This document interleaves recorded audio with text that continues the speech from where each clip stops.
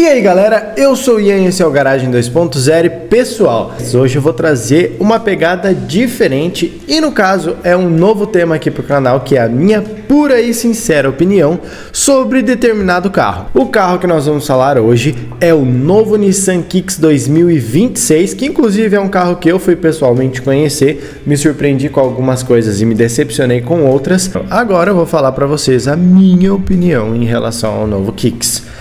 Eu fui na concessionária, conheci o carro e agora bora para minha dura e sincera opinião sobre o novo Kicks 2026. Acho que dá até para tirar o fone aqui. Bom galera, em primeiro lugar o Kicks é um carro muito bonito, ele é deslumbrante. Você olha para ele e de todos os aspectos ele é um carro surpreendente, porque a gente ficou aí praticamente quase 10 anos com o Kicks atual, que é o Kicks de primeira geração. Quase 10 anos e já deu para enjoar de tanto ver Kicks. Mesmo com a reestilização, ele é um carro que já estava todo mundo esgotado, porque ele chegou em 2016, junto das Olimpíadas. Desde então mudou muito pouco, mas a mudança que ele teve até que foi pontual. Só que ninguém aguentava mais o Kicks, mas ele continua à venda aí na versão Kicks Play. E essa nova geração é completamente diferente. Ele é um carro muito maior. Quando você chega do lado do novo Kicks, ele parece ser de uma categoria acima de tão grandão que ele ficou. Ele ficou com um capô super alto, ele ficou bem mais largo. Quando você abre a porta dele, ele é uma porta encorpada. Parece literalmente um carro médio. No interior do novo Kicks, se você achava que por fora ele já era um carro impressionante, por dentro é um absurdo o nível de evolução do novo Kicks por dentro. O acabamento do carro, ele consegue ser melhor que de muito SUV médio. Tipo assim, se você pegar o Equinox de primeira geração, que era tudo plasticão lá, tinha até algumas partes revestidas em couro, o acabamento do novo Kicks é 1000 vezes melhor. Tipo, superior, realmente superior. Desde o acabamento do console, que tem partes revestidas, até o acabamento de grande parte da superior ali do painel, parte superior da porta. É algo muito raro de você ver a parte superior da porta de um carro compacto revestida, e no Kicks é revestido. E não é só a parte do revestimento que é bom, porque eu conferi todas as versões, desde a mais barata, que custa 159 mil, até a de 199 mil. A de entrada não vai ter aí todos os revestimentos, essa coisa assim, mas desde essa versão você tem arremates muito bons, você não tem rebarba, os materiais utilizados são de qualidade, tipo assim, quando altera aquela parte do plasticão para uma parte que tem um detalhezinho lá em bronze diferente, é uma coisa de qualidade, de bom gosto, que realmente não tem dentro desses SUVs compactos. Eu acho que o Kicks veio para elevar esse nível de acabamento, que é uma coisa que precisa. Eu tenho um T-Cross Highline, que é o topo de linha. Se você coloca e compara o Kicks com o T-Cross topo de linha, o T-Cross parece uma carroça, parece um Up, porque o acabamento do Kicks é sensacional, é espetacular, muito bom para a categoria, de fato nisso ele surpreende. Espaço interno bom, tem outros carros compactos que também tem um espaço interno bom, mas o Kicks está ali entre os melhores. Inclusive o Kicks tem um entre-eixos maior que o do Jeep Compass, para vocês terem uma ideia. Por isso que ele ficou assim bem próximo em termos de porte do Compass, mas vale ressaltar que o Compass é um dos SUVs médios menores do mercado. Ele tem só 4,40 metros. Se você for ver um Corolla Cross, já passa dos 4,50. Só para vocês terem uma ideia de comparação assim, mais ou menos. Tirando isso, galera, o novo Kicks também é muito bem equipado. Desde a versão de entrada você já tem freio de estacionamento eletrônico, auto-hold, o painel digital. É menor? É menor, mas já tem painel digital. Tem o seletor por botões no painel, seletor de marchas. Tem chave presencial desde a configuração de entrada. Tem roda de 17 polegadas desde a versão de entrada. A multimídia é a mesma grandalhona para todas as versões, se eu não me engano são 11 polegadas, com CarPlay, Android Auto sem fio, etc. Câmera de ré, a câmera dele, o sistema de câmeras tem uma boa qualidade, do Kicks de primeira geração não tem qualidade assim boa. E se você for para a versão de topo, o nível de equipamentos dele também dá uma bela de uma esfregada na concorrência, porque você tem o teto panorâmico, os rivais também tem, ok. Os rivais também tem, mas você tem um sistema de som de muita qualidade. As duas telas, tanto a do painel quanto a da multimídia, tem uma resolução de fato que entrega o que você espera de um carro de 200 mil. O pacote ADAS é tão completo quanto da concorrência, então também agrada. Só que é aquilo, o Kicks ganha porque ele tem um som premium que você não acha hoje na concorrência. Antes o T-Cross tinha, mas não tem mais. Hoje em dia, para você achar um carro com som bom, você vai ter que ir no Nissan Kicks.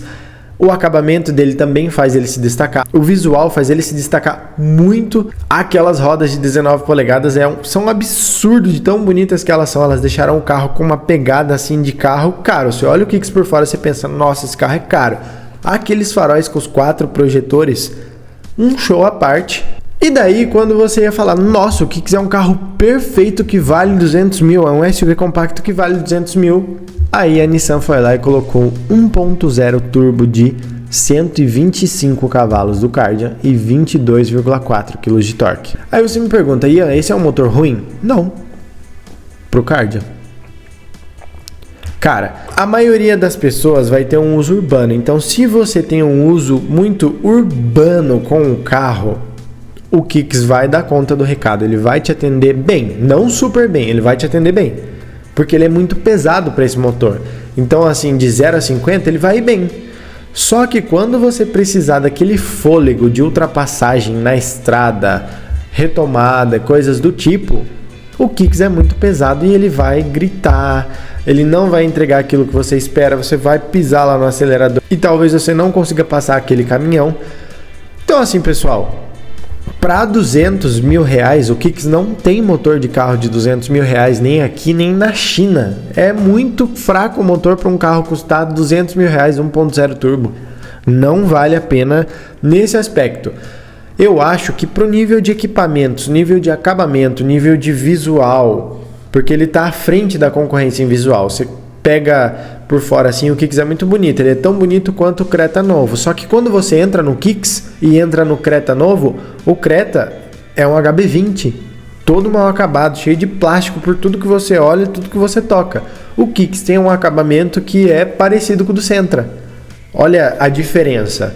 O Kicks tem um acabamento parecido com o de um carro médio e o Creta tem um acabamento parecido com o do carro de entrada da montadora.